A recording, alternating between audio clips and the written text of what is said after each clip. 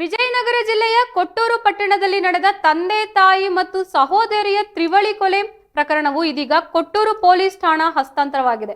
ಜನವರಿ 26ರಂದು ಅಕ್ಷಯ್ ಎಂಬಾತ ತನ್ನ ತಂದೆ ಭೀಮರಾಜ್, ತಾಯಿ ಜಯಲಕ್ಷ್ಮಿ ಮತ್ತು ಸಹೋದರಿ ಅಮೃತಾಳನ್ನ ಕೊಲೆ ಮಾಡಿ ಮನೆಯಲ್ಲೇ ಹೂತು ಹಾಕಿದ್ದ ಘಟನೆ ನಡೆದಿತ್ತು.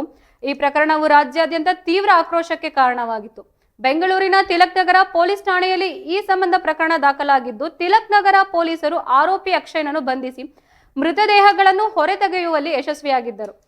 ಘಟನೆಯ ನಂತರ ಕೊಟ್ಟೂರು ಪಟ್ಟಣದ ಜನರು ಆಘಾತಕ್ಕೊಳಗಾಗಿ ತಿಲಕ್ ನಗರ ಪೊಲೀಸ್ ಈಗಾಗಲೇ ಪ್ರಕರಣ 70% ತನಿಖೆಗೊಳಗಾಗಿದೆ. ಆದರೆ ಉಳಿದ 30% ತನಿಖೆಯನ್ನು ಕೊಟ್ಟೂರು ಪೊಲೀಸರು ನಡೆಸಬೇಕಿತ್ತು. ಮರಣೋತ್ತರ ಪರೀಕ್ಷೆ ವಿರುದ್ಧ ಮತ್ತು FSL ವರದಿಗಳು ಇನ್ನೂ ಬರಬೇಕಿದೆ. ಈ ವರದಿಗಳು ತನಿಖೆಗೆ ನಿರ್ಣಾಯಕವಾಗಲಿದೆ ಎಂದು ಪೊಲೀಸ್ ಮೂಲಗಳು ತಿಳಿಸಿವೆ. ತಿಲಕ್ ನಗರ ಪೊಲೀಸ್ ಠಾಣೆಯ ಪೊಲೀಸರು ಇನ್ಸ್ಪೆಕ್ಟರ್ ವಿಶ್ವನಾಥ್ ಅವರು ಈ ಪ್ರಕರಣದ ತನಿಖೆಯನ್ನು ನಡೆಸುತ್ತಿದ್ದಾರೆ. ಕೊಲೆಯ ಹಿಂದಿನ ಉದ್ದೇಶ ಮತ್ತು ಇತರ ಸಂಬಂಧಿತ ಅಂಶಗಳನ್ನು ಕಂಡುಹಿಡಿಯಲು ಪೊಲೀಸರು ತೀವ್ರ ಪ್ರಯತ್ನ ನಡೆಸುತ್ತಿದ್ದು, ಶೀಘ್ರವೇ ತನಿಖೆಯನ್ನು ಪೂರ್ಣಗೊಳಿಸುವ ನ್ಯಾಯಾಲಯಕ್ಕೆ ವರದಿ ಸಂಕಲ್ಪಿಸಲಾಗಿದೆ. ಇದನ್ನೆಲ್ಲ ಹೋಗಿ ಬರಲ್ಲ.